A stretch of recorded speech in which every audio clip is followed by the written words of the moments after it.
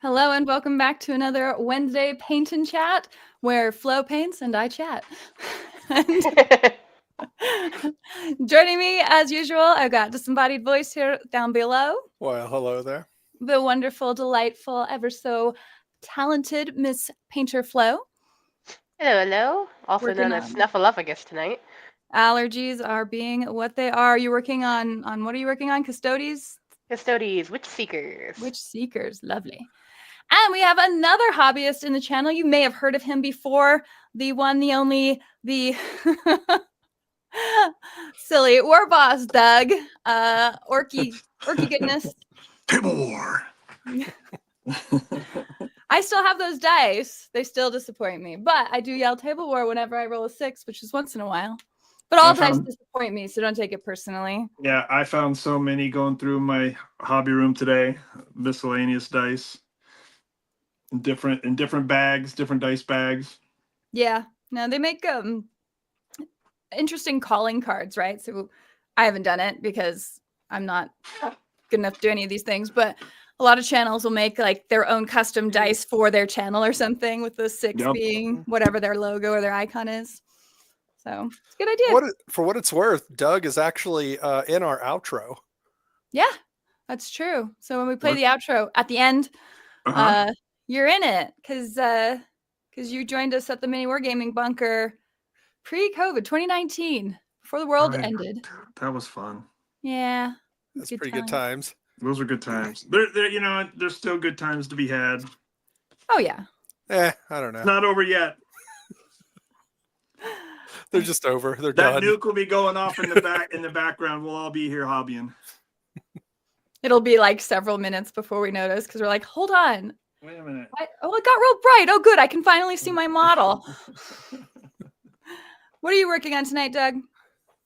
Well, I just pulled all of my orcs out of the case to kind of go through them because I went to the TableWar charity in Hawaii and I haven't looked at my army since. So is that when you bullied all the players? Just looking to see if you have a suntan or a seeing how much sand I had in my case, you know how it is. Yeah, seeing if I had any illegal black sand or whatever their rules are for not bringing rocks or sand home.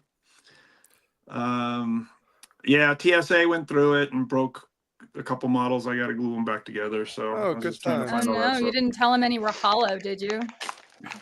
You know, they scan it, and because of the tins in there, I guess they can't really see it too well. They're not sure what they're looking at, so they tend to. I'd say maybe 1 out of 3 times for sure. Somebody goes through it. So, but you know what? First world problems, right?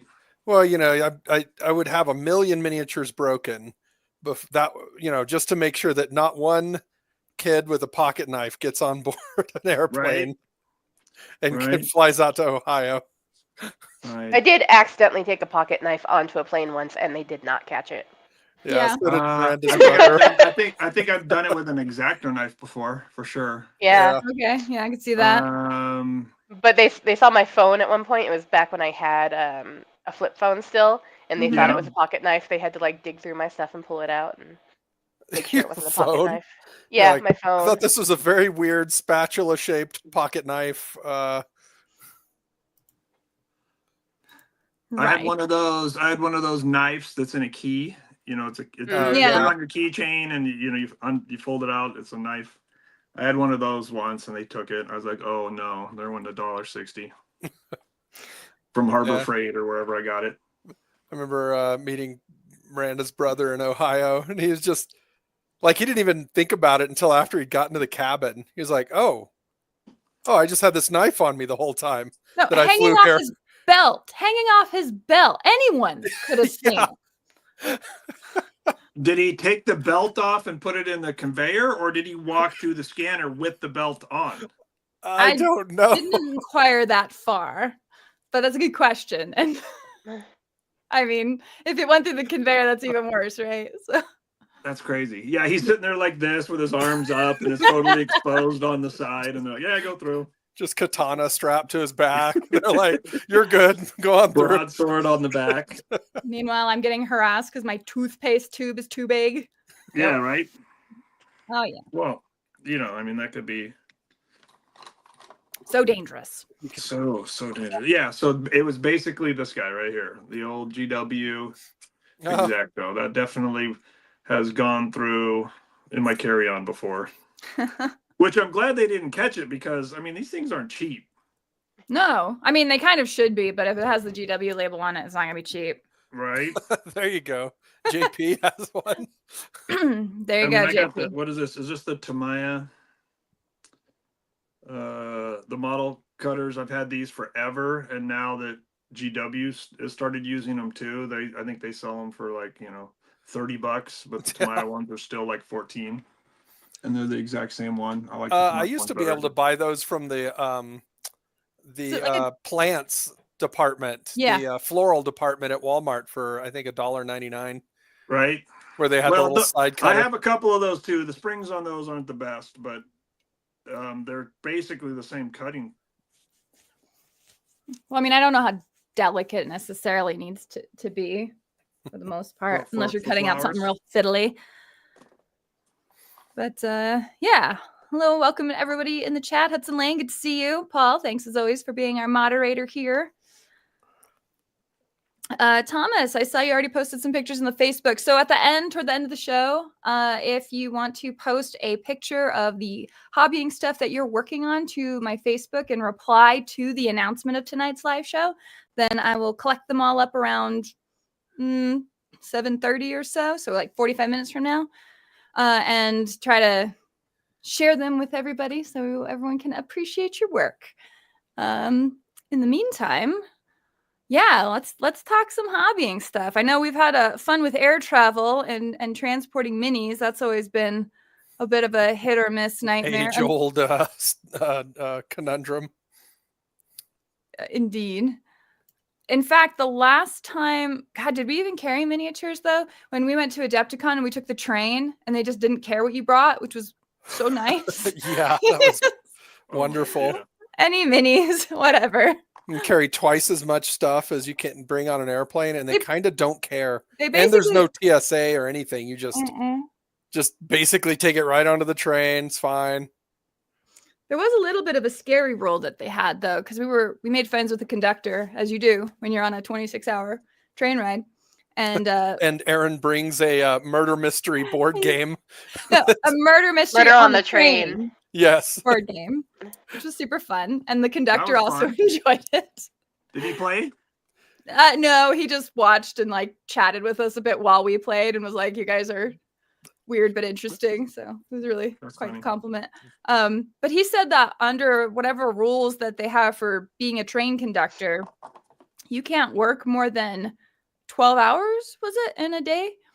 And so no matter where you are on the tracks, like even if the train gets delayed and has to stop and, they have to clear cattle or snow or something like that, wherever it is, as soon as they hit 12 hours, the train has to stop until someone can relieve the captain of duty or the conductor. The conductor, yeah. We were like within half an hour of being stopped before we made it to our destination in Albuquerque on the way back. So it was a little nerve-wracking. Like we were talking about that before. I don't remember any of that, but again, my trip was a long time ago. Yeah, and I'm sure like the rules change every time you do something. So it doesn't matter how used to a process you get, because the next time you freaking do it, it's going to be different. It's like home improvement or whatever. You're like, ooh, I like these tiles. I'm going to start buying them now. And then, if I need more later at the store, I can just get them. And the fact is, they'll be discontinued. Well, it's not even something that comes up. So it might have been that way back then. It's just that due to the nature of who we are, we just start really talking to them about all kinds of weird stuff and and get people to really share. So it's probably the sort of thing that just doesn't come up very often, but yes, Tommy had quite long chats with the Amish, right? And Mennonites. So many Amish. Yeah. Some Mennonites, mostly Amish, because it's a train that basically goes from Chicago to Los Angeles. And so we're roughly the midway stop. And so it's just like one train. It's the, what is it? Southwest Chief. Yeah. And so apparently lots of Amish people will get on the Southwest Chief and take it all the way down to either Albuquerque or they keep going to LA and so from Albuquerque they go down to, what is it, Juarez? Or do they go, I think it's Juarez that they go to, or they go to Tijuana, but that's where they go to have dental work or things like that done, largely because they can just pay it in cash. Yeah. We've met several Amish on the train. They're very nice. Yeah, they're actually a lot of fun to talk to. I considered playing that song for them at one point, but I was like, I'm sure they've heard it. The Lacerator. Wait, they don't go to LA to go clubbing? Go clubbing. They might. There's actually a whole thing with the Amish where they take a year off, right? As you turn into an adult, there's like kind of this grace period where you can go if you want to and look at the world and be part of it and decide if you want to go and be, you know what I mean, go and pursue that lifestyle of the Amish. And so like if you go out and be all crazy in the world but come back and you're like, no, this is what I want to do, it's kind of what you have to do the rest of your life to be part of the community. But yeah, it seems like they have a little grace period for you. It's kind of interesting. As Hudson said. Indeed. Yeah. What is it you're working on? What do you got there, Doug? Squigs? Well, let's see. That is Gaz, and that is Mozrog, my Mozrog conversion. Oh yeah, his little protector with his giant squigosaur, and then I've got a bunch of Gretchen. I'm trying to finally put a decent amount of detail on. And his what is it, X23 claw? Is it X23, X28? Dang it, I can't remember. I think it's 23. I thought it was You're talking 23. about the little girl Wolverine? Yeah, she's only with 2 claws, and so that's what he's got on his. Does she have claws or fingernails? No, they're claws. They're claws. She has claws. Yeah. Sabretooth does the fingernails. The claws. Yeah, JP's got it. Here, I can give you a tour of the cases over here. Is that a official TableWar case there, Doug? That is an OG TableWar case. And then I got my orc glyphs on the side that also are cup holders. Those are great.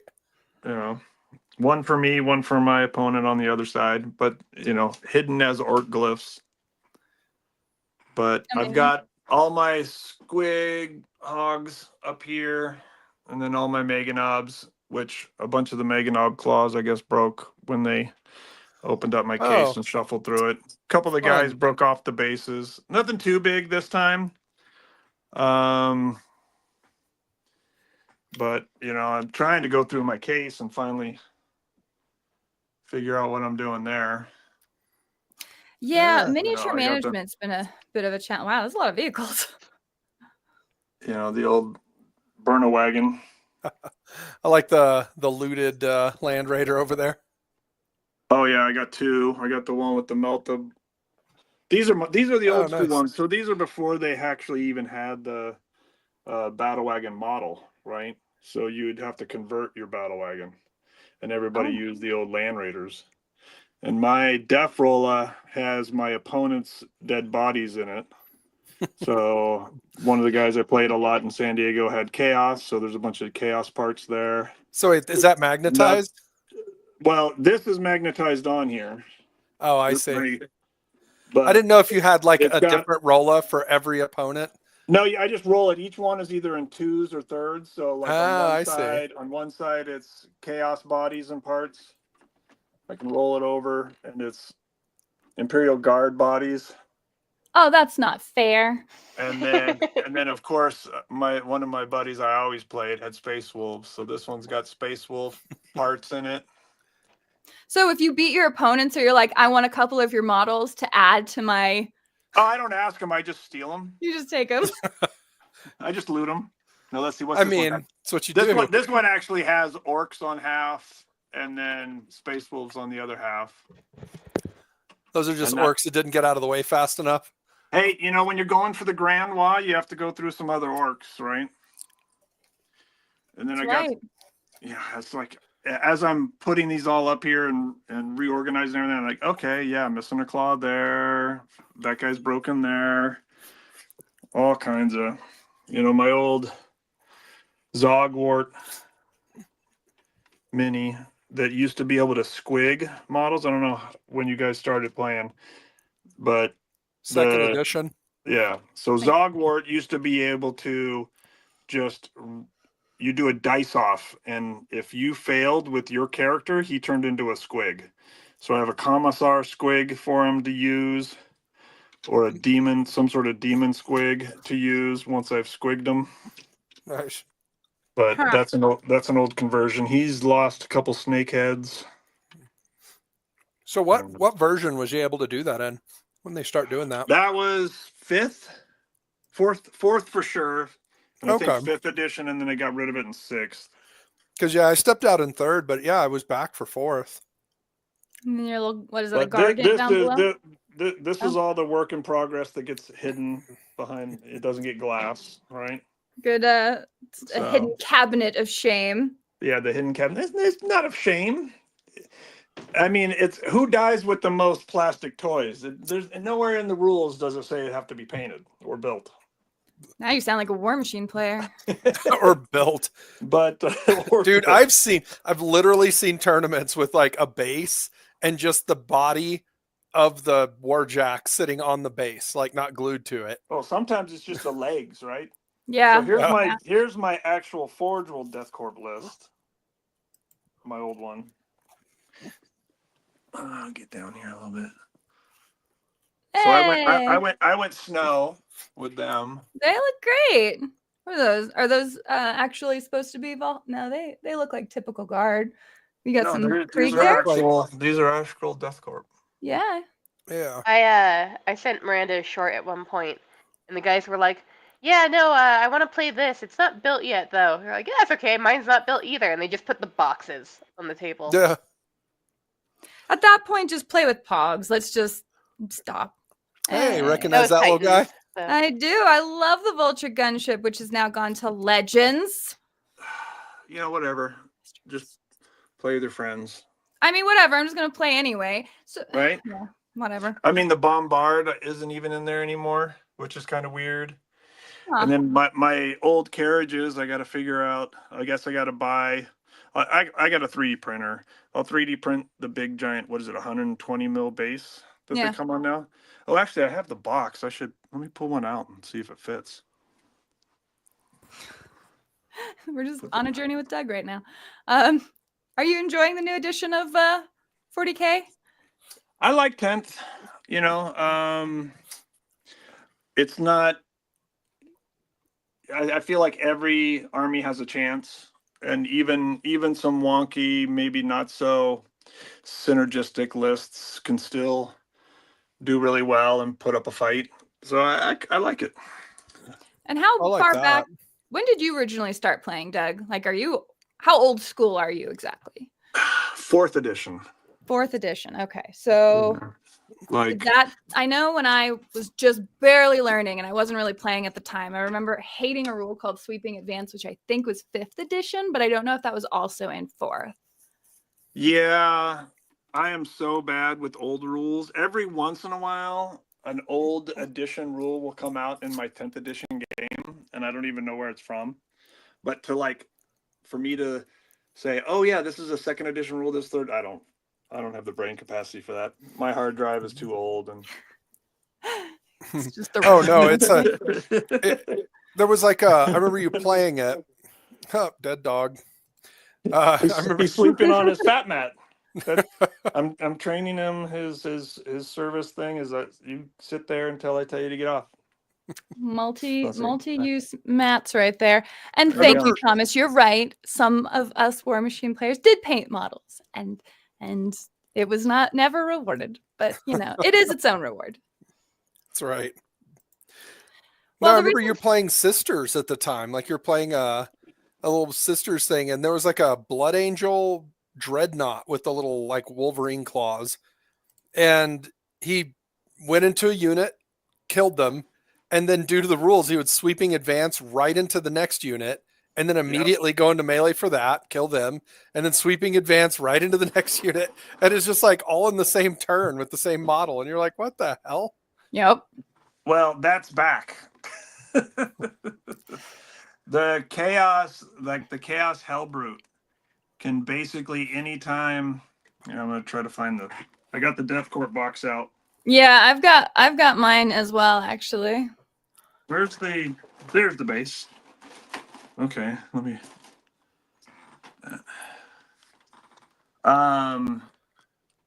My buddy runs a World Eaters list that has 2 Hellbrutes that, so anytime they're attacked, they can attack again. So if you kill something and pile into something, and then that thing attacks your Hellbrute and doesn't kill it, it gets to swing again. If it kills that thing, it can pile into another one. So it ping pongs, right? It's kind of nuts. But that sounds super fun for the opponent. You know, it doesn't work that often. So it's kind of funny when it happens. It's not super strong. But if you time it right, you can get something fun happening on it. All right, let's see here. Let me see how big this base is. This could be a thing. Oh, it's a lot bigger. It just needs an oval, more likely. Wow. So okay, so let me look at the other. So this could be used. This is the old thud gun. The old thud gun, I can put a bunch of guys around it and make that one work. Yeah. Could do that. Wait, what's that base supposed to be for? That base is for the new. For this thingy. Let's see. You got it out? Yeah, for that one. I mean, it kind of is. So that thingy is a lot like this thingy. Yeah. If you want to, gauge thingies. This thingy. We like comparing our thingies around here. We're comparing our thingies. That one looks a little bit bigger in the picture. I haven't built it yet, so I don't know. Yeah. But the carriage itself that's dang. There you go. I mean, I guess I could cut the legs down to make it fit. But it's still huge. Oh. JP says it needs to be on a frisbee. Yeah, those ones are that. Could you imagine trying to move that around the table? I think they move only like 3 inches a turn, so it's not like they're going anywhere. I feel like that's one of the things you just place and then sort of is there. It's got indirect. Dude, it's bigger than a CD-ROM. Is it really? That looks like 120. I thought CD-ROMs were 100 and. Yeah. Are they exactly 120? Yeah. I will see if I can discover that. We're going to fact check that right now, apparently. Let's fact check that immediately. It's important. It defines everything. Yeah, so I already have a lot of Death Corps, so I'm excited about the box. So the box. What do you think of the cavalry? The cavalry's cool. I haven't looked at their rule set yet, but I mean, I'll definitely play them. At least one squad. I mean, the cavalry, especially like Mazrog, my Mazrog model for my orcs. I love putting him in reserve and then having him rapid egress, so he can come in after my opponent's moved everything. So he'll come in hidden, but can run around a terrain piece and charge the next turn. Right. So that's a good thing for the cavalry.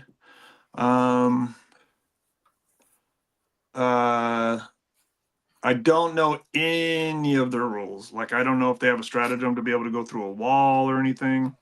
I haven't checked any of the new stuff. Like I played in a tournament during the last rule set when it was still before the Krieg set came out.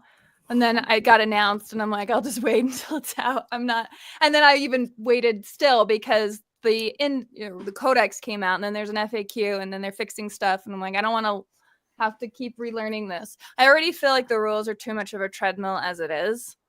So I'm glad like 9th edition had way too many stratagems. It was like, I remember overwhelming, right? I had the last codex that came out for Imperial Guard, 36 stratagems. I think that's when I kind of said, I think I'm done with competitive.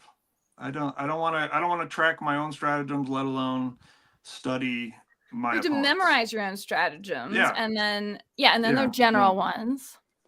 So that's kind of why I'm sticking with the bully boys for my orcs, because I almost know all 6 of my stratagems by heart by now. All 6 of them. Just keep them as flashcards. All right. I have now officially fact checked it. They're exactly 120. That's what I thought. Okay. All right. Told you.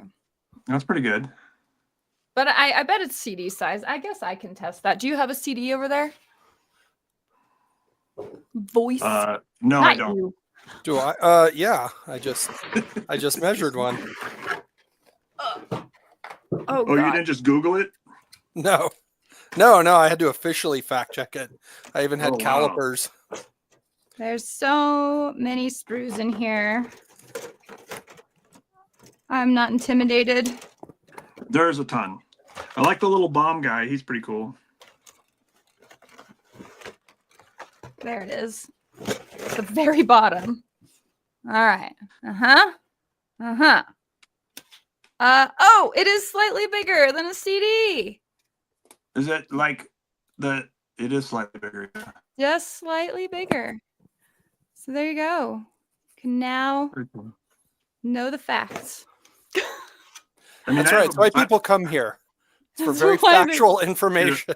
I guess I could have pulled out the Blu-ray disc for Rangers and measured it, but sadly it's unopened because not even my family watched it. JP says too many interruptions to gameplay in current 40K. So are you talking about like the way What you have kind to of track interruptions? points? Because I find that to be kind of annoying, especially Well, since you went right there, didn't you? I did. Tabletop Tracking points. Battles is not an official like GW product or anything, but that's the only way anyone tracks points. By the way, anytime you have to refer to your phone or a digital device is a interruption to gameplay, in my opinion. We're going there. Commence. It's my Old people official rant. stance. The rants begin. I love Goonhammer's app. It's amazing. It helps me kind of keep track of what I'm doing, not just track the points, right? I think I told you the other day when in one of my tournament games, I was so off on my points, and then going through looking at my opponents and having them walk me through where I missed it, I'm like, oh, okay. Yeah. So then I just need X, Y, and Z. That's too many points. That's just bad game design. Yeah, I mean it's a lot of points. It's kind of wild. Yeah, Let me ask you this, because you are not necessarily like hitting all the tournaments, but you're certainly a competitive player. Like, do you think that it is good that there is currently so much focus on the competitive tabletop, I guess, GW scene, the 40K scene? I kind of look at it like you would tennis or anything that can be hobby or competitive. Who wants to watch a live stream of your neighbors playing tennis versus the pros, right? I mean, the competitive is what people want to see. They want to see the top people playing and seeing what they can do with the list and stuff like that. There's still a lot of leagues out there. There's still a lot of people playing leagues, making up missions and stuff like that. That's something I really miss. Since I moved up to Northern California, I miss running the league down in San Diego, where we'd have some wonky leagues, and then we'd have a competitive league, then we'd have another wonky mission league to have fun, and kind of where converting up a model was a big part of the league. We did the Movie Marine League, where we took like the old Movie Marine cool. Rule set from, I think, a second edition that was just in the It's an old White Dwarf. Yeah, the old White Dwarf. Yeah. So we had a Movie Marine League, and you had to convert up a Movie Marine, which is basically like what a Primarch would be now, right? Before there were Primarchs in the game. And then you also had to convert up like his movie crew, and they would have special rules. And while the movie crew was on the table getting the action shots, you had more abilities with your Movie Marine. And that was kind of fun. Then we had like chariot leagues, and I always made leagues for like the new rules too. Like I remember when Flyers came out. What was that? 6th edition? 7th edition? Are Flyers that recent? I thought they were always around. Flyers been around since before then. No, it was a very specific new rules for Flyers. Oh, yeah, I see what you're saying. Right, when when they Yeah. got to fly and they had hover and not hover, whatever, and So like the models for it have been around, yeah, but they were just and yeah. a lot of the old school guys were just instantly upset with the fact that flyers were in the game. It's broken, blah blah blah blah blah. So I made a flyer league, I mean. Mhm. And everybody got to see it play, and of course one person brought like 13 flyers, so it was just a total cluster parking lot of flyers. He couldn't win a game because you could only score if you were on the ground, right? Yeah, which is So still it's the like, case. oh, kill his 3 Catachan 10-man units and you win the game. But he had those parking lot of flyers that he's trying to figure out how to play with them. But We had a similar tournament actually last year at Tavern of Souls, which Luis was in the chat earlier. Hi, Luis. He had a tournament where I think the requirement was you had to have one flyer in your list for the tournament. So it was like 2,000 points and then one flyer. And it was hilarious what people brought. And, not every army actually could bring a flyer. So the ones that couldn't bring one, like, got a Valkyrie thrown into their list randomly. Nice. Yeah, there you but go. I got to take my Vulture gunship. It was glorious. Right. I played so much with it last year because of Vultures. The Vulture is such. I mean, that was my favorite flyer ever. It was durable, man. It went down in one game, it would and nuke for BS reasons, frankly. But it was very strong, actually, way stronger than I expected it to be. Yeah, some people would call it OP. I thought it was good. I mean, there was definitely some lists and some armies that would just nuke it out of the sky, no problem. But whatever. But people had to focus it, and a lot of times it's just kind of not worth it. It's like just a little humble flyer. Like, do you really want to bother? Right. Where you had to focus like real firepower on it instead of something more important. Right. Yeah. And when you're bringing as many tanks as I try to cram into a list, then I try to give target saturation, overwhelm the enemy with too many things. Well, your list you have now, is it like a full-on parking lot? How many Imperial Guard? Or it's not Imperial Guard anymore, but Astro Militarum. Whatever, it's Imperial. Tanks, is it? Yeah, it's always going to be Guard to me.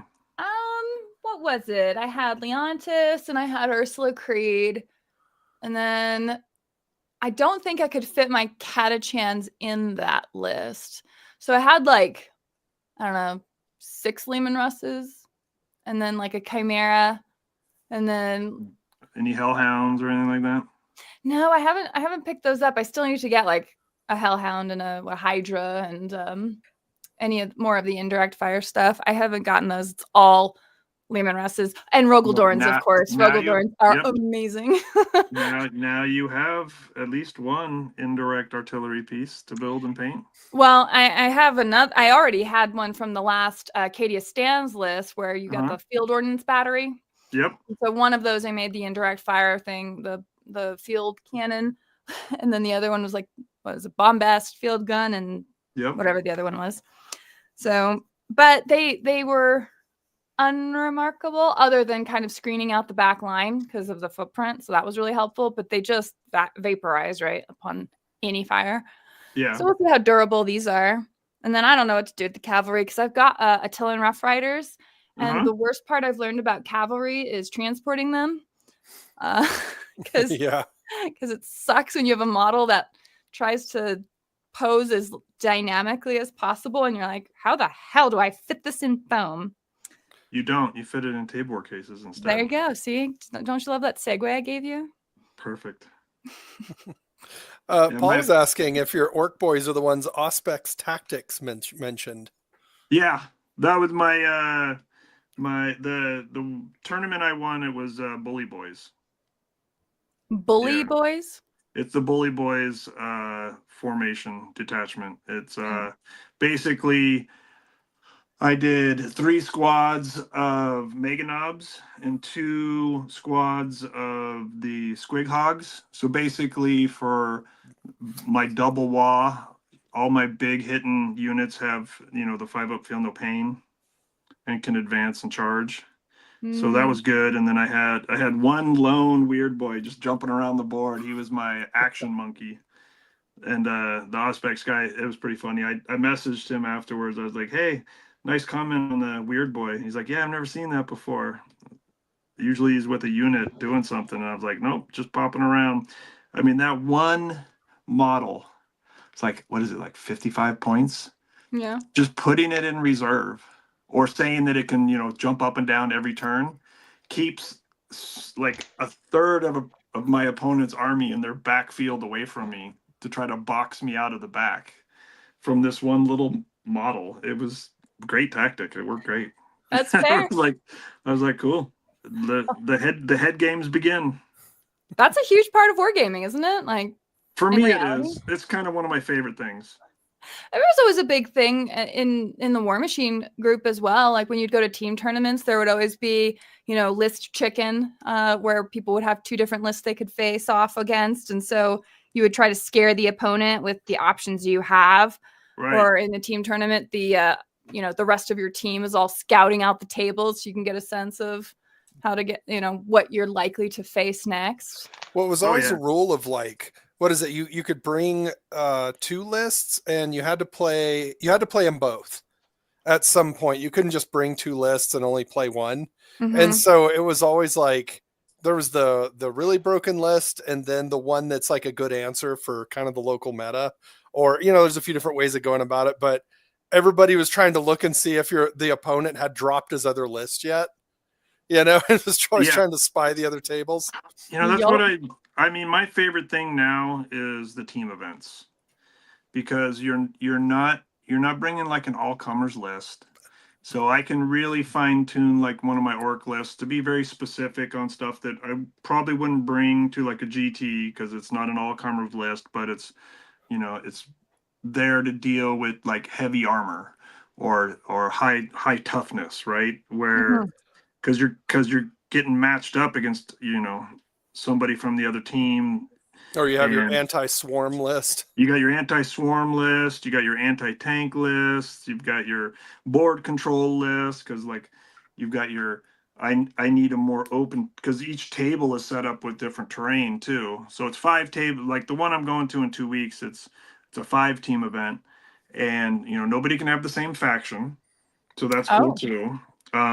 But we'll put up a player, like we'll put up me as an orc player and say, okay, who wants to play against me? And then the opponent puts up 2 players and I pick one of those 2. Oh, interesting. And then they put up somebody and we give them 2 to pick from. Right. And it goes down the line, and you're also random, you're switching back and forth who gets what table. So, you can have your captain, whoever your captain for the team is, could really screw you and put you on like an open table against a super shooty list. And, they just wipe you off the board turn 1 if you're not careful, kind of thing. I think Thomas Grable has a very in-depth and sophisticated process here. I mean, that was largely what my stuff was too. And I agree, team games are actually a whole lot of fun. And when I say team games, it's like the ones that we do are, it's a 2,000 point list, but each player is 1,000 points, right? The 2 players on a table is okay. It's kind of fun, but one person kind of takes over as the general a lot of times, or there might be arguing or something. I really like the team events where it's like it's still one person.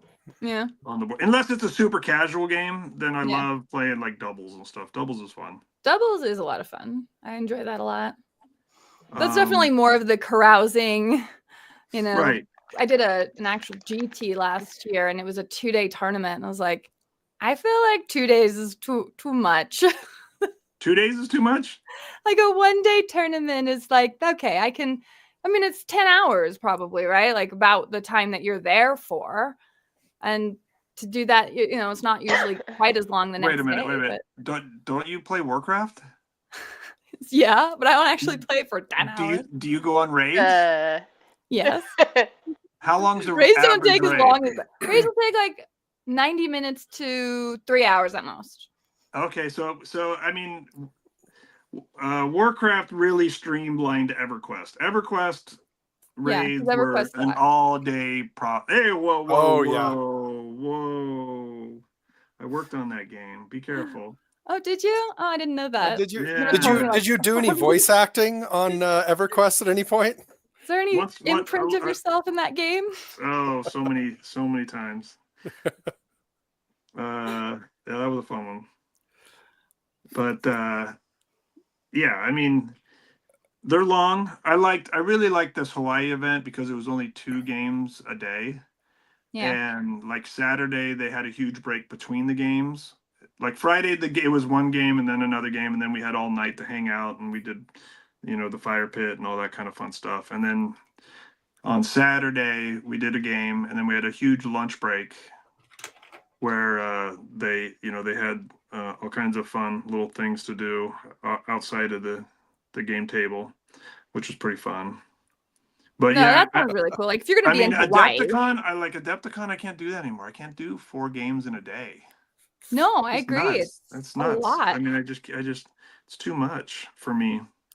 That's like, APOC games are rough too. But I kind of feel like two player games, like where it's 2-on-2, is kind of my mini APOC version, because it's it's a kind of a group event, but it's a little speedier as far as what you're doing. Yeah, it's not as crazy long. So I like that a little bit more. But I mean, if I'm going to like have drinks and hang out with old buddies and stuff like that, I can do APOC. It's not that bad. Yeah, because part of the thing is it's mostly hanging out more than deep strategy, I guess, right? You're Right. usually going to an APOC game and you're like, I'm doing this one thing with my giant model or couple of models. Hopefully you haven't brought some swarm or whatever. I don't think you can. So no, yeah, horde armies on trays, basically. Which tray movement I've grown really warm to. Like ever since playing Song of Ice and Fire, I'm like, you know what? I kind of dig the trays, actually. I mean, TableWar started because I designed the magnetic trays to bring my orcs to the other side of a tournament table after my battle wagon blew up. Oh, I didn't know that. Yeah, that's kind of how it all started. Because I'd go to Adepticon and it'd be like, 8 to 10 tables along, right? To where if you want to go to the other side of a table, sometimes you had to go around 3 or 4 tables to get over there. Yeah. You're holding a handful of orcs that are needing to come out of this battle wagon. So I started doing the magnetic trays for that. And then my business partner and longtime friend Todd's like, oh, that's pretty cool. You got a case idea for that? I was like, actually, I do. And that's kind of how TableWar started. That's pretty awesome. By the way, I just want to point out how kind of fun it is to watch, because the way we have Warboss Doug over the painter flow, it just looks like those are his hands painting. It's great. He's just like looking down and like painting, and you see Your presumably hands have now shrunk to half their size. I know, it's like 6'4" Doug and like 7-year-old hands, Huh. All right. Anyway, it's just sort of the the juxtaposition there. It's kind of working out. It's like a collage. Exactly. It's beautiful. JP Got Rocket says my horde army is currently 22 Lehman Russ main battle tanks and variants. Holy crap, that's a lot. Wait. More Dorns. That's his whole collection? You can't fit 20 Lehman Russes in a list, right? Okay. I was gonna say. Not with How many points are they on average? 175 probably on average, maybe closer to 200 depending. So I mean the cheapest one is 150. You can probably get 10 to 12 in there. Yeah. And still have a couple action monkey units in there doing something. That would be nuts. That'd be fun. Is there any stratagems to get them through walls? Probably not. Can they smash through a wall? No, not that I'm aware. They're stuck in full parking lot mode. Having not read the new codex, I officially don't know. Yeah. As of the last time I played, no, that was never that was not an option.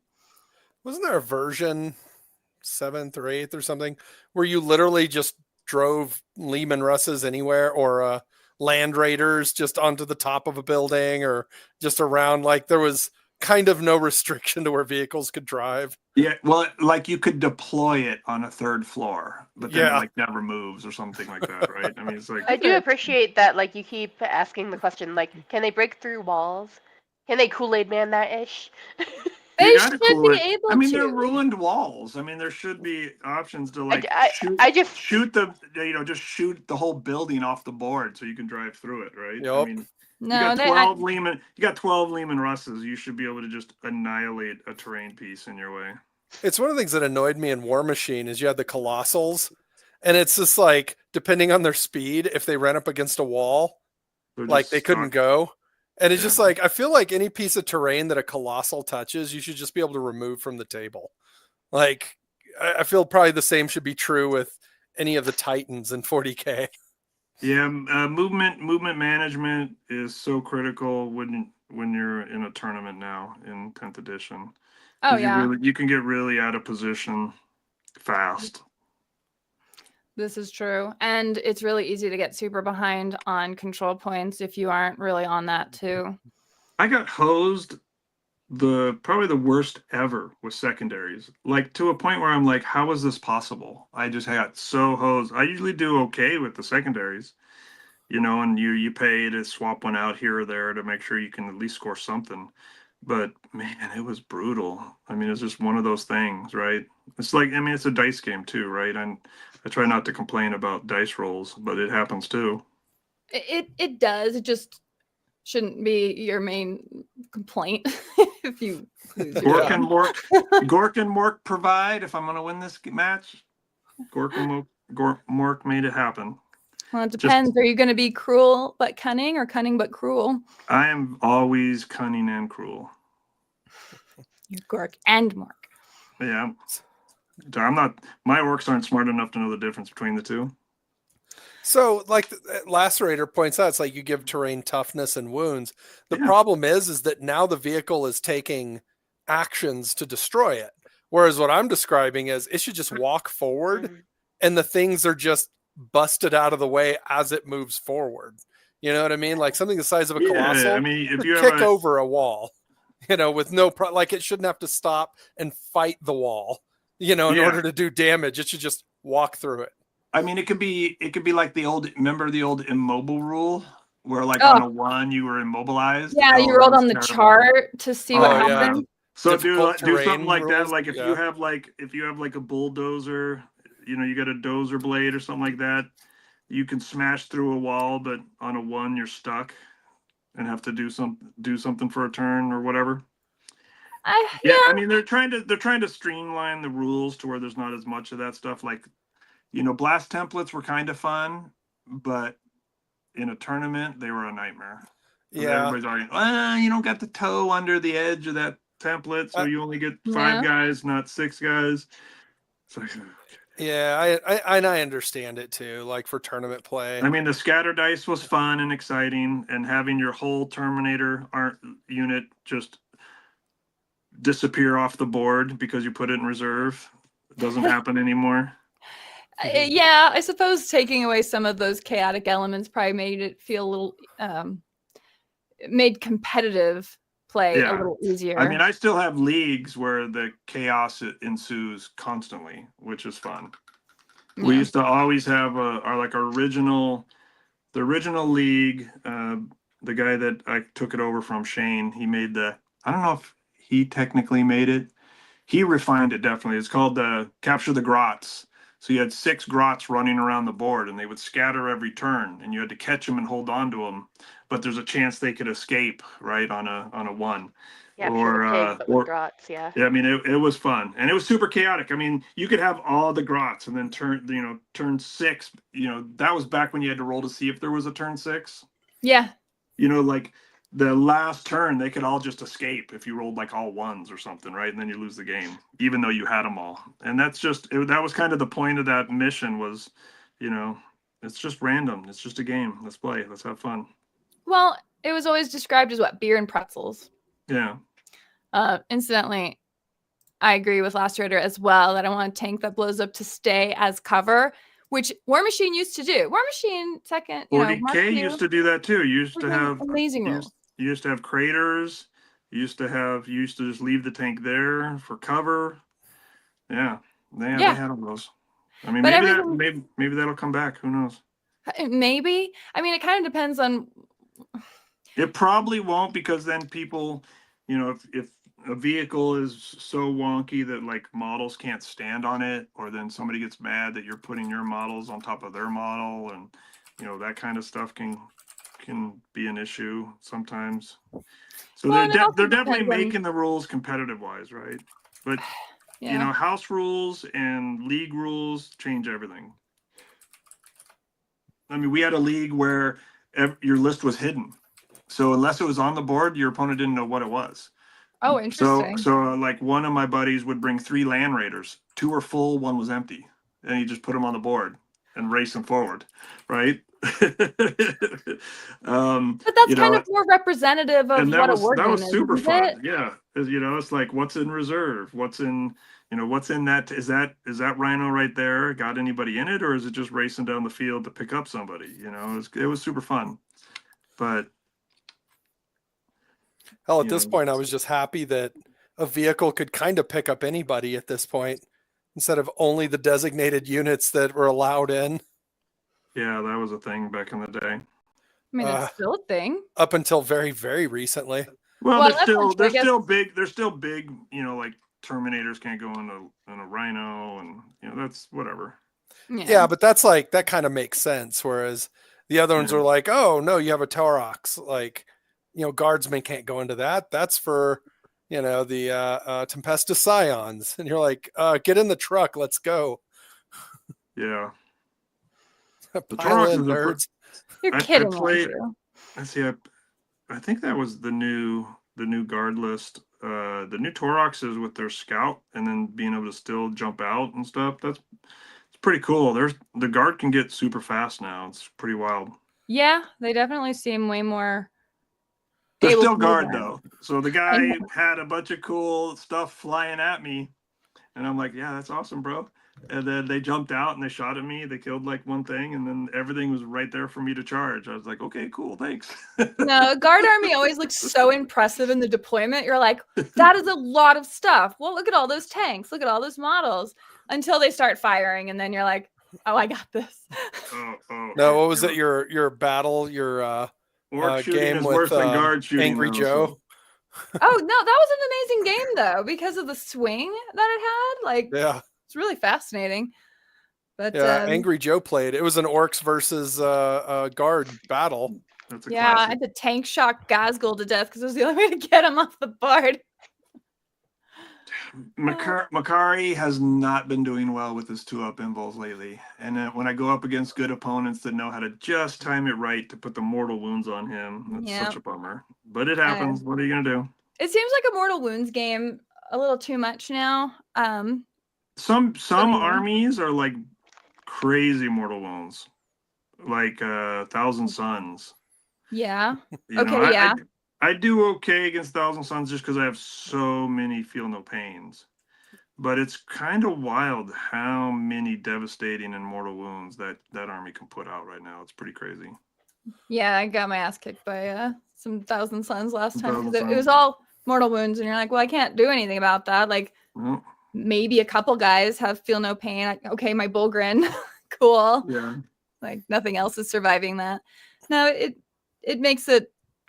You have those feel bad times, but you always have. There's the nice thing about 10th is there's always kind of a hard counter for a bunch of lists, right? And when you come up against it, if you can recognize, if you're experienced enough to recognize, like, oh yeah, I'm kind of screwed here, then you kind of go in the mindset knowing that. But if you don't, and you're like learning it for the first time, it can be brutal. It can be rough. You're like, what's going on here? What's happening?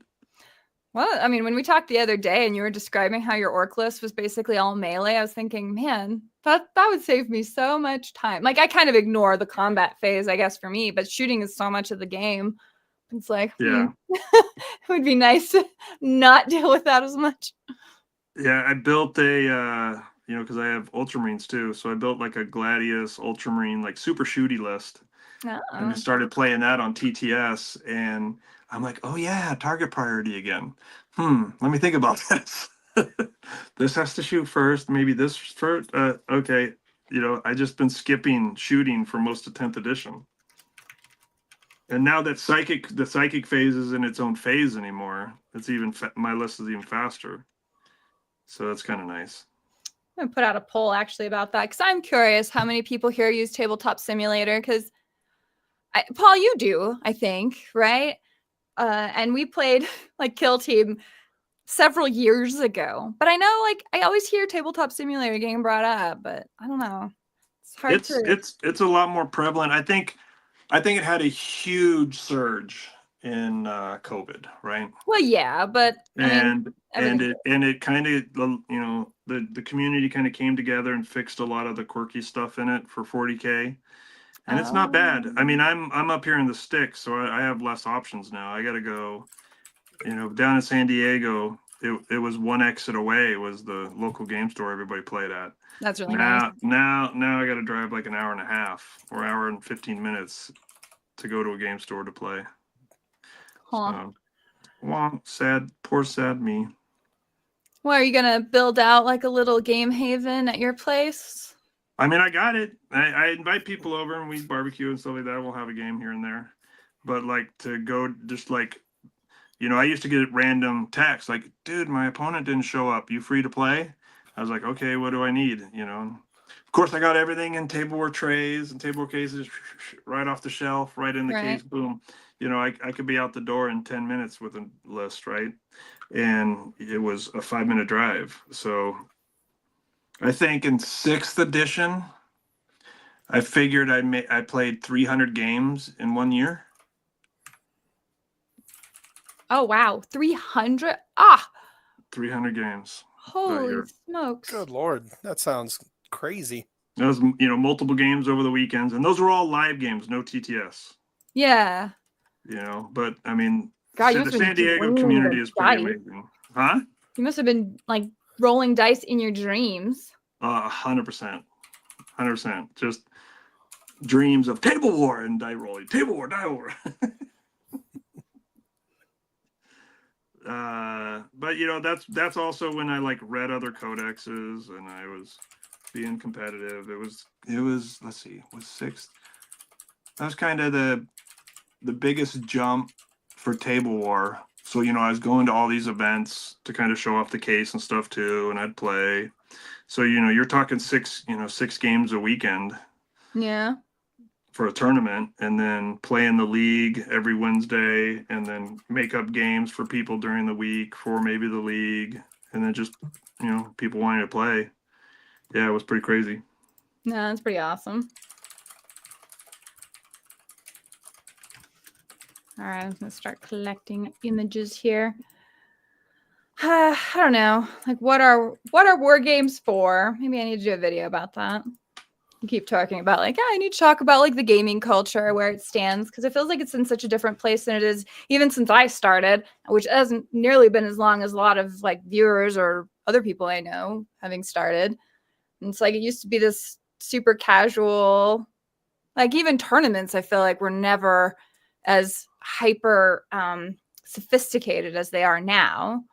And I think I kind of feel like 10th has made tournament play a little more casual, just because it's the games are a little easier to deal with.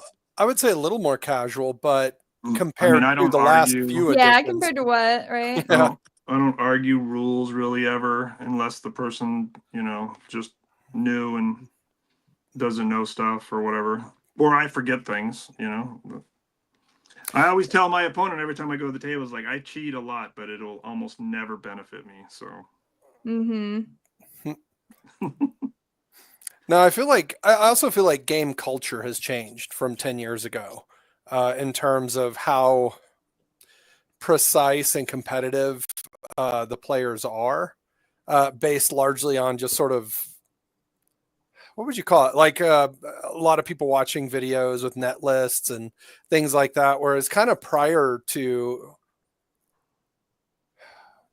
like even early YouTube, it wasn't so much that, but as YouTube videos on wargaming got more prolific, I think the culture had changed somewhat. Like as battle reports even got more prolific, I think. It's so funny. The battle report scene got ridiculously like overproduced, I think. Like whatever it is about the nerds in this hobby, like got really crazy. Like, what is it? The Play on Tabletop guys, like the amount of equipment they have for their games, like. Yeah, and they condense it down to like a 40-minute game, right? Yeah. 2.5 hour, 3 hour games. I mean, but Mini Wargame did that too. It spliced it down quite a bit. Yeah, well, our games would do that too. I mean, we had pretty high production value very early on. We were one of the few that was really doing it that Early on. polished. But it seemed like a large part of the audience, or not in the audience necessarily, but really wanted to lean toward just a single lockdown camera played at double speed. That way they just wanted to see just precisely the tactics.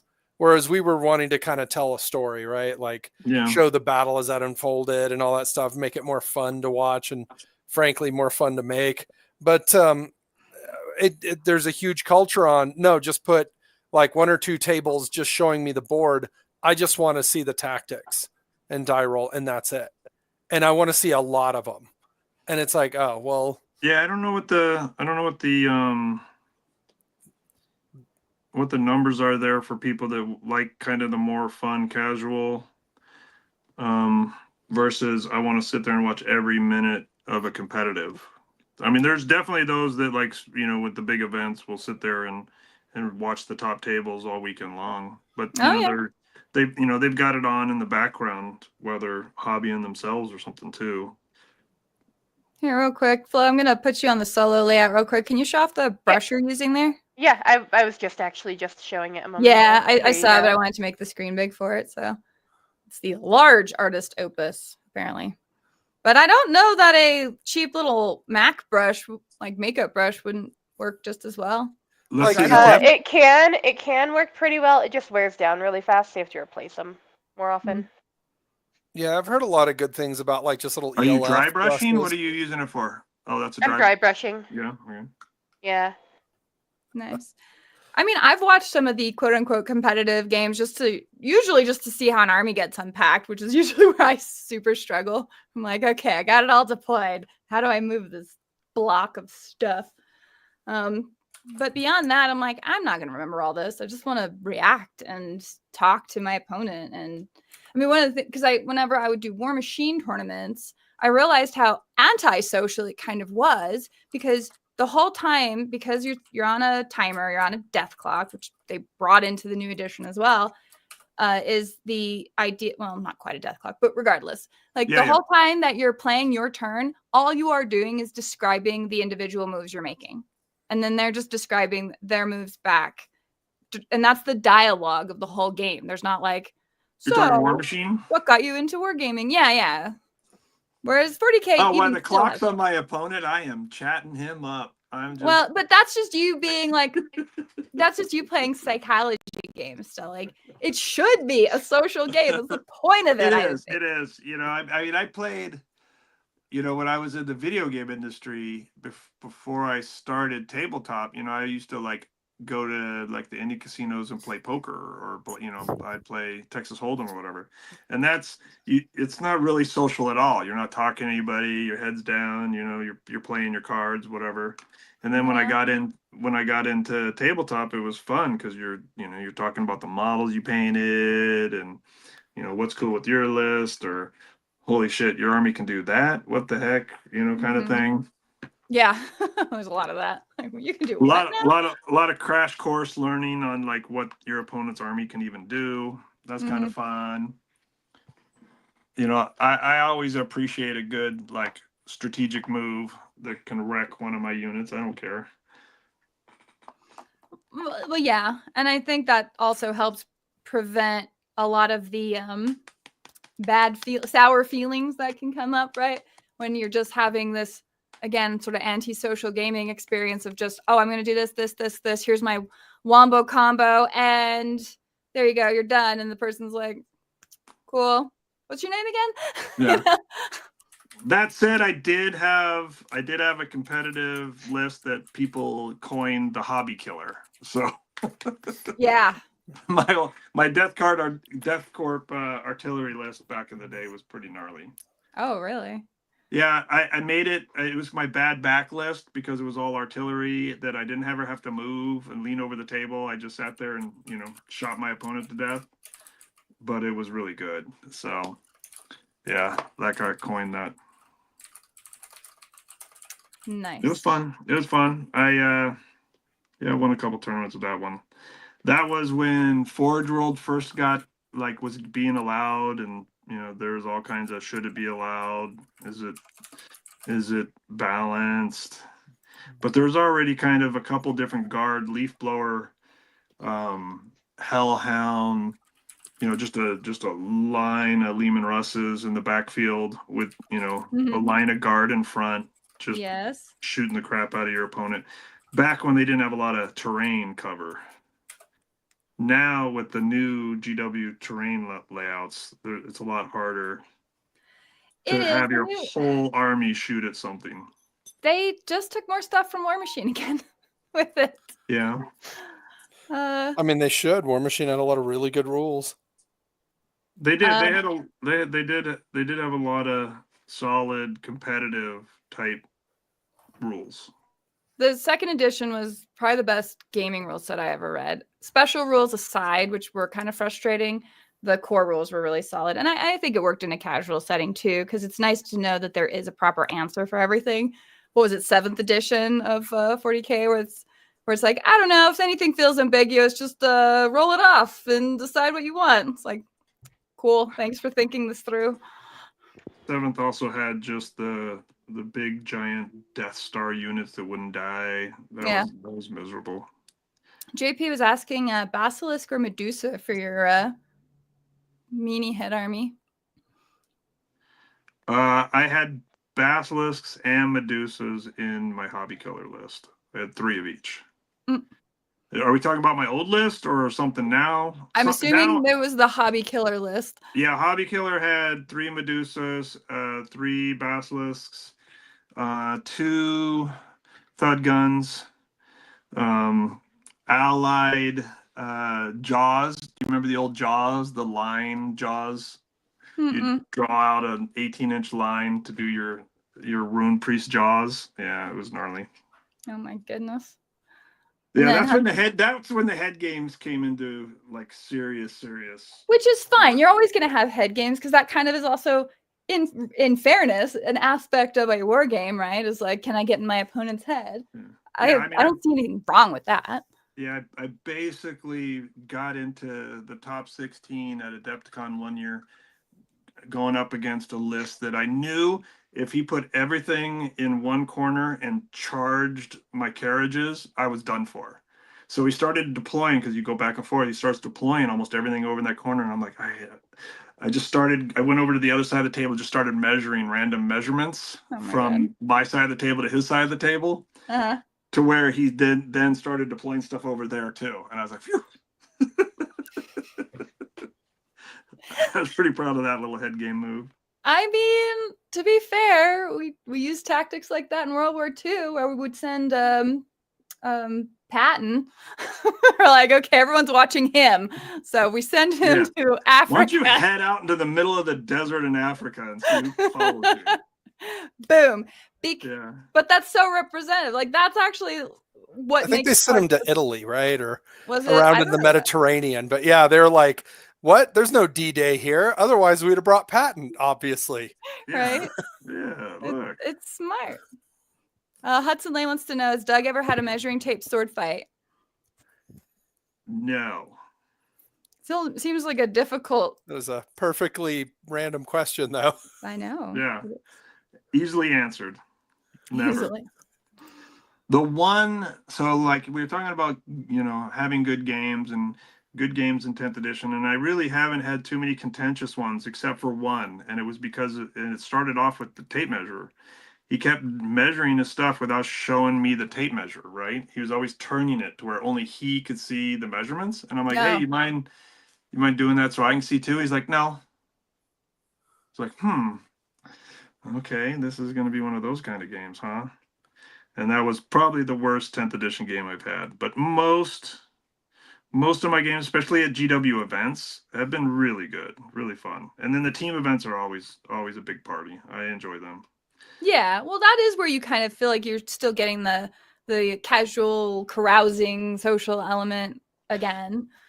Like, Yeah. I don't want it to ever get to the point of being so clinical that you don't really have a conversation or any You don't sort want of it to be War friendly Machine.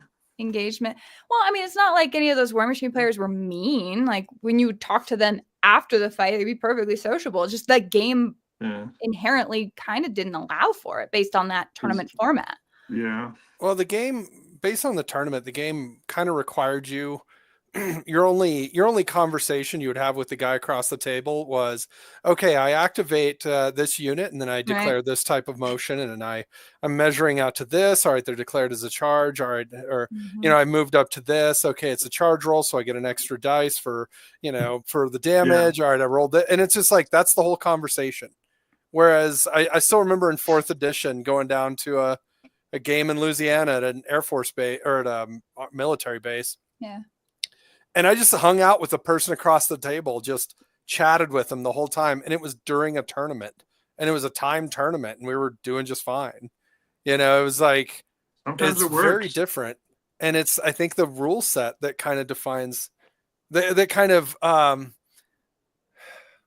what would you say? It modifies how you talk to the person across the table. Yeah. It dictates how you talk to the opponent. And it didn't do the game any favors. So I wouldn't say it's a recommended, way to go with the competitive scene. But, you also want games to wrap up pretty quick. And it's like you're trying to cram 2,000 points of models in a 2-hour or 3-hour total round time. Gets there isn't really much time to chat unless you made an army like Doug's and you just only have melee.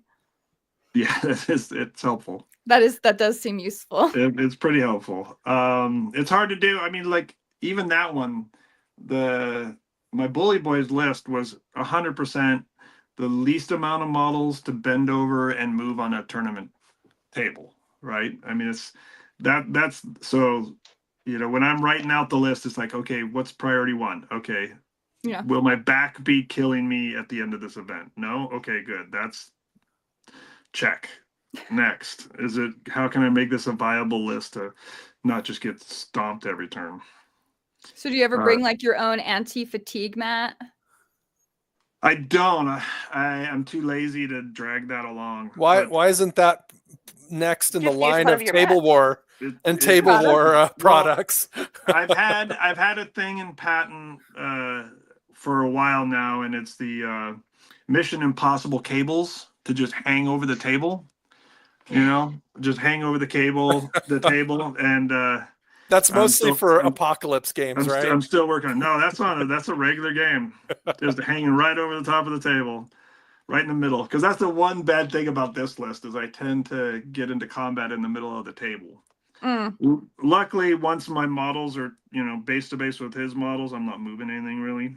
Yeah, so it's not too bad. There you go. JP's got the answer. You just glue anti-fatigue mats to your shoes. Oh, I've got like the most expensive orthotic, inserts you can buy. It's crazy. Yeah. But are they glued to the outside of your shoes?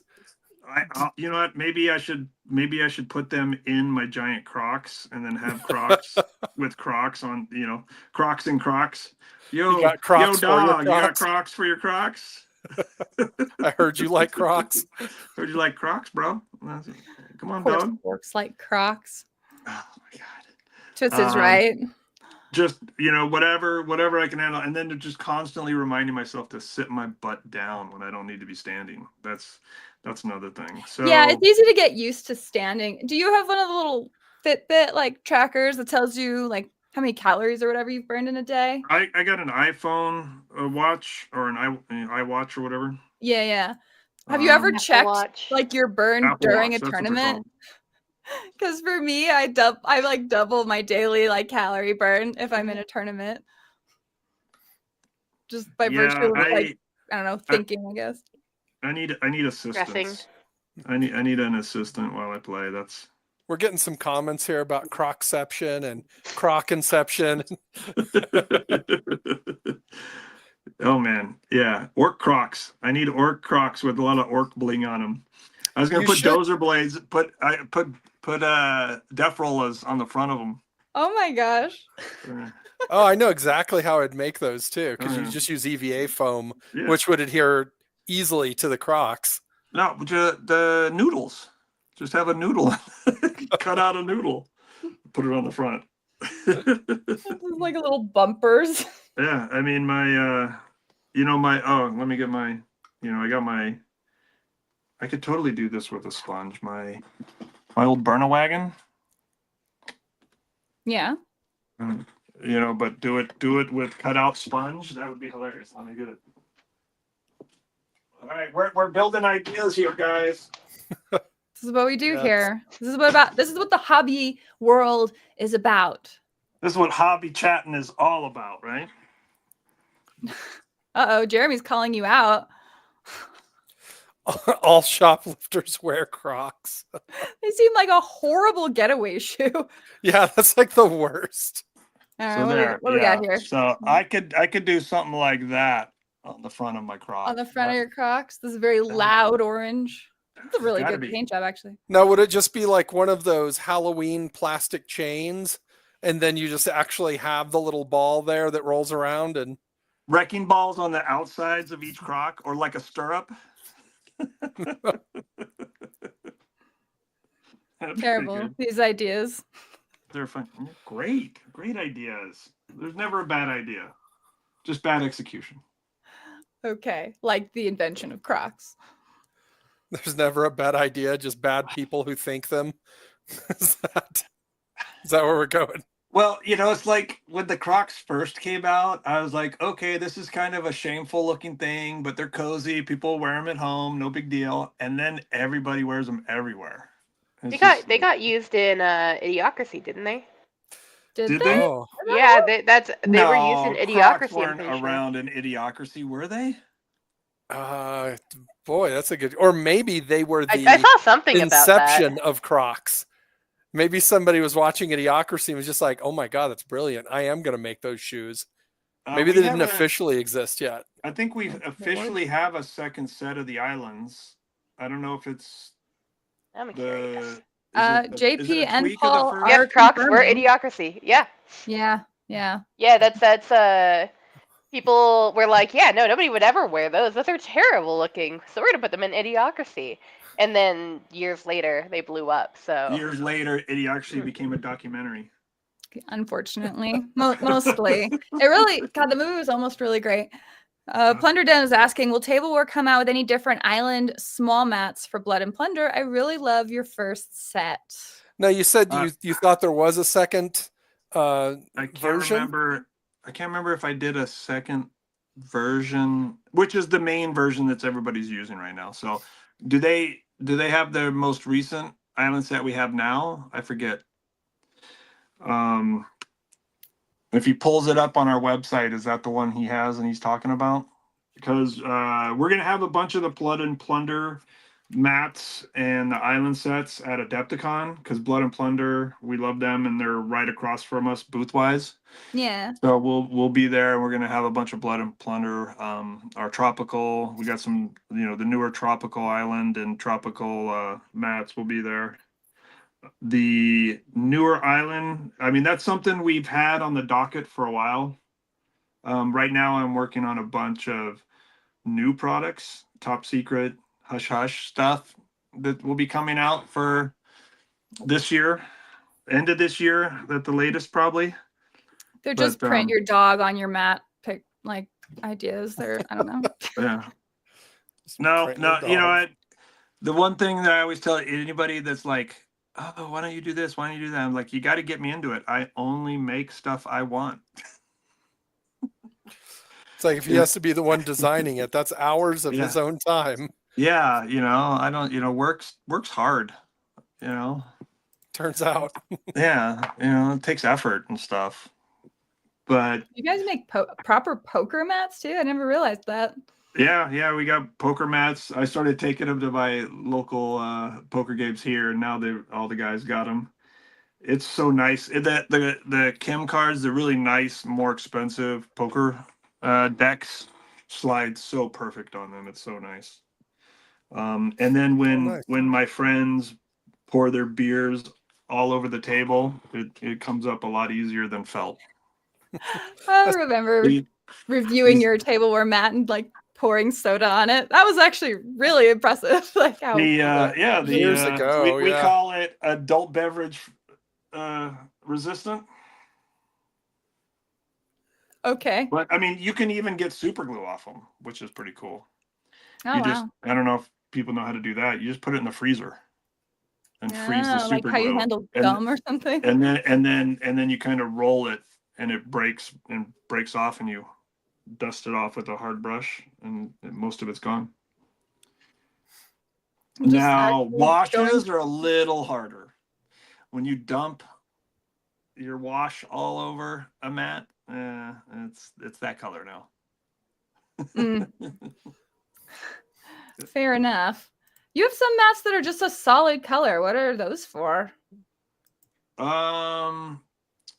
The solid color ones they're the exact size. Are those the 6x3s or no? They're 72 by 30. 30. So they fit on like the folding tables for people. If they want to. Those are things like that are kind of nice to put like board games and stuff on also, because your stuff doesn't slide all over the tables. Yeah, I mean, I do all my board games on a fat mat. I mean, anything with cards and dice. I mean, the fat mat for 40K was because I was rolling my 20-sided dice on my commander mat over and over.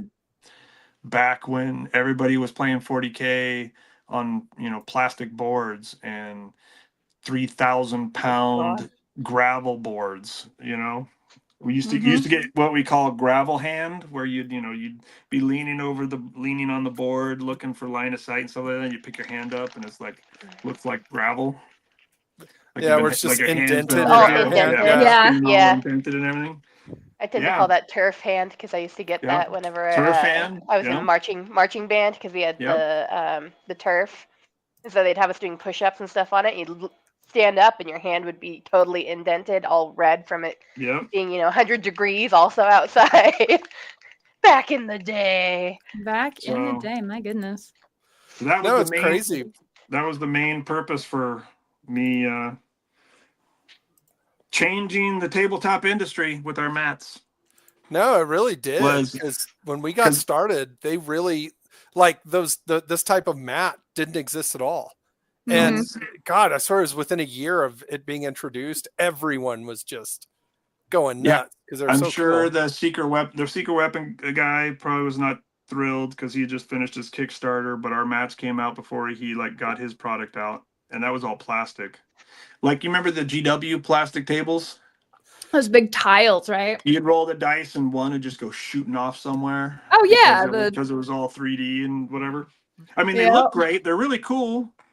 But they were super noisy, which annoys me because from the military, I got ringing in my ears anyways. So the clanking of the dice all the time just kind of So that's where the fat mat idea came from. Me sitting there waiting for my turn, rolling my 20-sider on the mat, going, man, this is nice and quiet. This is nice. not on a kitchen table, playing D&D on a kitchen table, crank, crank, crank, kind of thing. Yeah.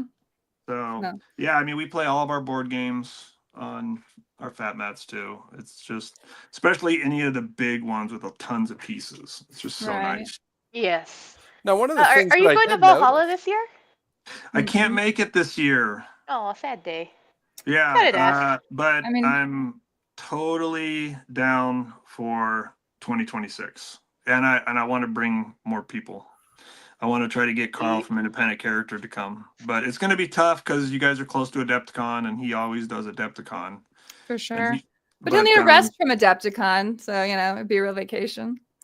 It's like 2 weeks after now, because they changed so you changed your time, and then they changed theirs as well, right? So Adepticon's time always kind of bounced around. It would be anywhere from early March to early April or mid-April or sometimes, so. Yeah, I'm curious to see how Milwaukee plays out for us. Yeah, it'll be interesting. I'm not gonna see it this year, so you'll just have to let me know how it is. So I'm sure it'll be awesome. They're our favorite big event. They're just great people. Oh yeah, They're one Hank of and all of the them. they're the big OGs as far as big events too. They really know how to get it done. I mean, it's super fun to hang out. And it's one of the events where when you go, you hang out with everybody there. It's not like Oh yeah. a Unless you Vegas signed up event for a where tournament. when you're not playing in the tournament, you vanish with your team that you always hang out with, and you're out on the town kind of thing. I mean, there's still some of that. Like in Milwaukee, we've already got a couple breweries we want to go check out because it's Milwaukee, for dinner and stuff. But you just seem to spend way more time in the convention hall at Adepticon hanging out with your gaming crew, and gaming buddies. And I remember the first Adepticon after COVID, I just sat in the bar at the convention center, just absorbing all the nerd talk around me.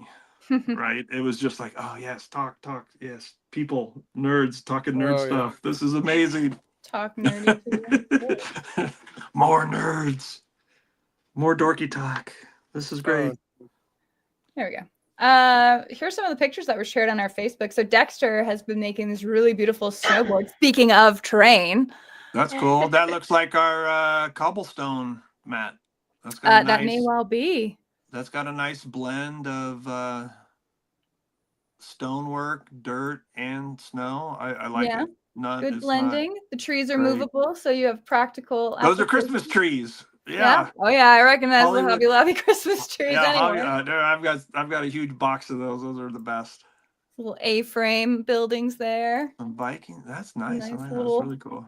Yeah, no, he does a really good job. He always does a really good job. Yes, he does. Let's see, where's the next one? This is the board with the terrain off of it. So here's just a raw board.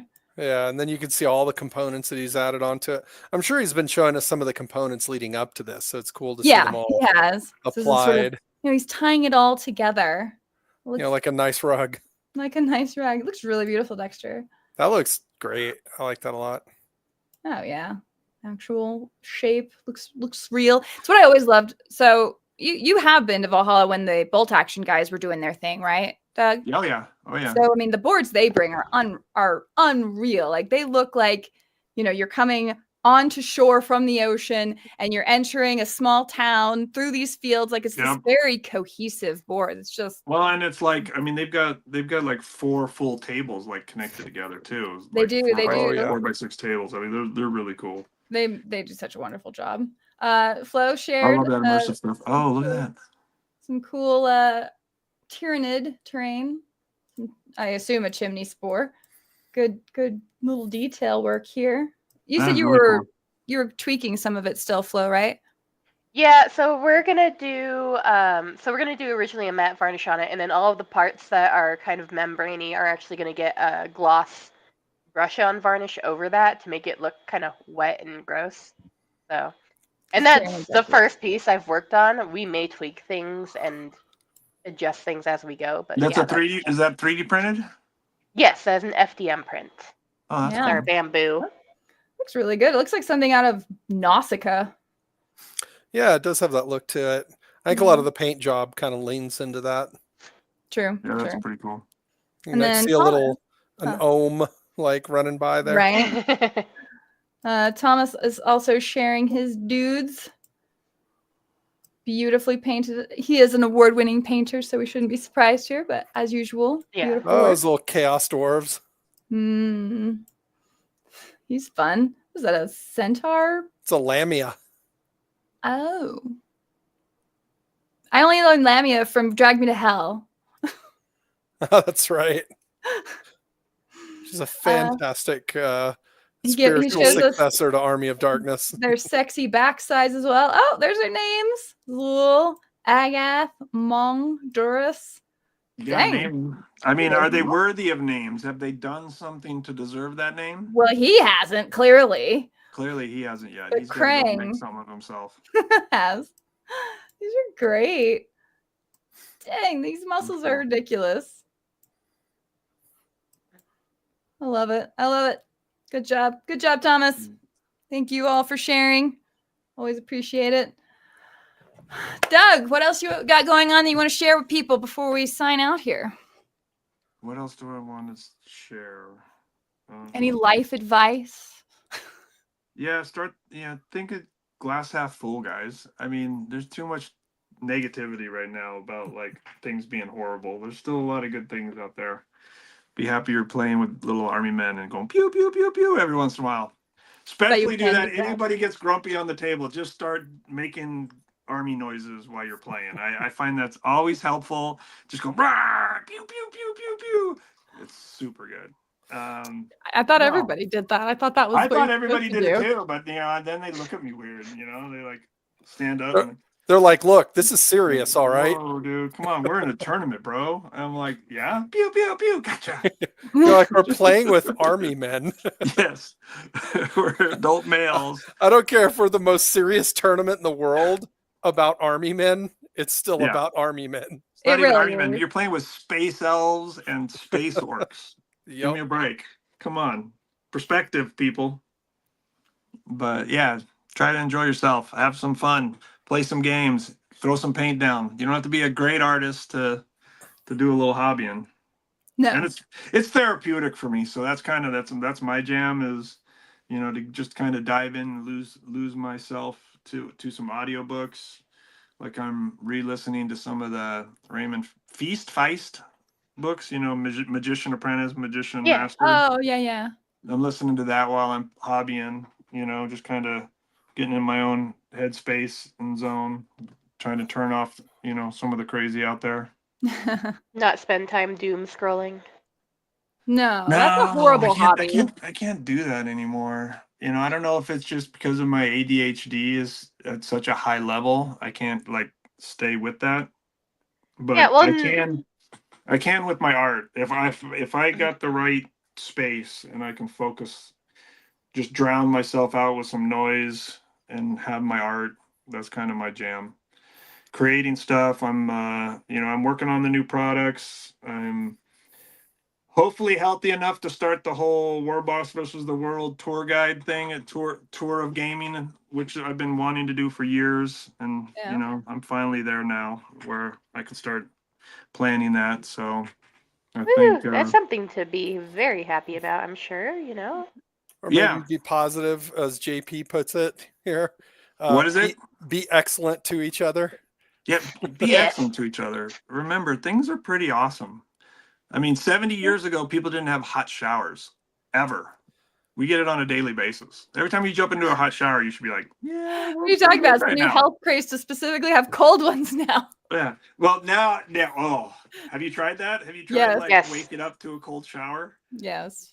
Well, not waking up to one. I've done one after a workout.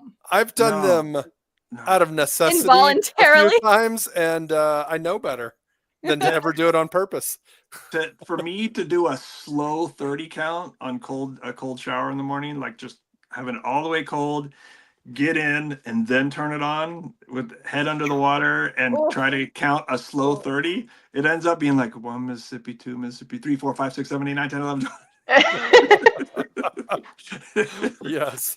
But I mean, we got it pretty good. I mean, we're all sitting here talking nerd stuff and having fun. So try to stay a little more positive and try to share that positivity. Oh yeah, for sure. No point. I mean, the internet has enough complaining, and I know it's not very popular to be positive, but you should anyway. It's not popular to eat healthy either, but it's what you're supposed to do. Yeah, eating healthy in America is tougher than it should be. That's kind of crazy, but yeah, but not impossible. We should just fast more. And unfortunately, I'm getting 4 less eggs a week right now. Thanks, Chewy. Oh, you're remedying it by the appropriate amount of chickens for your residential area. He's just laying down there like, you're welcome, buddy. He's like, did my job, Dad. I got your back. Those chickens are plotting. Hey, he'll sit right. I mean, we'll have the garden door open if, like, my wife lets the chickens out of the chicken coop area into the garden to peck around. He'll sit there at the gate to go into the from the backyard into the garden area. There's a gate, and even if it's open, he'll sit there and he'll just watch them. He knows he's not allowed in there. Right. But that day, Mom let him out into the whole backyard, and he's like, "My house!" and bam, went and got me a chicken. He was so proud with just feathers in his mouth. It's like, What are you gonna do? Circle of life. C'est la vie. All right, we're gonna end here. Well, on that plucky note. Right. Yeah. Right. Sorry. Be positive. Be happy. There's Death a and few murder is part of life. The outro play for a few minutes. It's pretty awesome and worth watching. So any other conversations you want to continue in the chat, I'll be watching that and answering them. So thank you all. We should be back in 2 weeks here, which would be the 19th of March. Ew. So. They will be back. I actually will not be here for that one, but I will be back after that. I have my sister's visiting me from California, so I will be fun doing that. Enjoy yourself. Once in a while, we let her out of her house. Let her out of the cage. Let me out of my cage. Special. Yeah. Occasions call for it. She's loud. But all right. All right. So on that note, we'll see you guys in 2 weeks. Happy hobbying. Take care. Thanks for having me.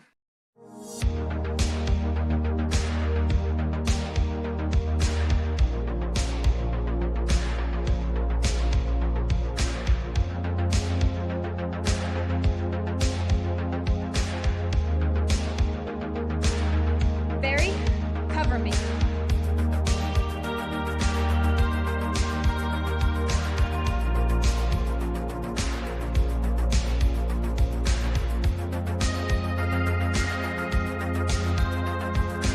All right, guys, this is it.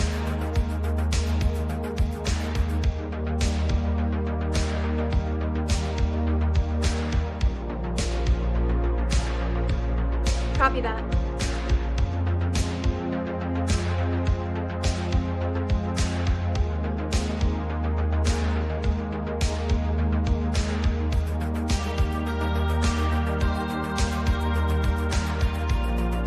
No more sandwiches, Barry.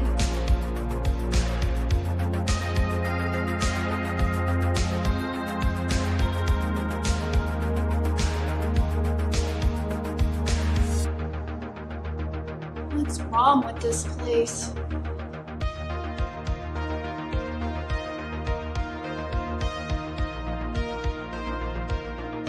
I'm in the west corridor. I'm right outside the generator room.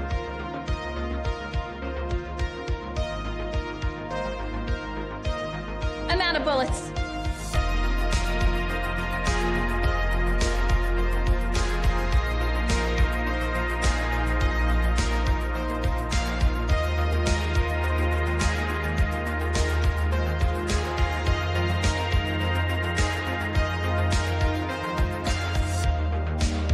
Oh, Barry.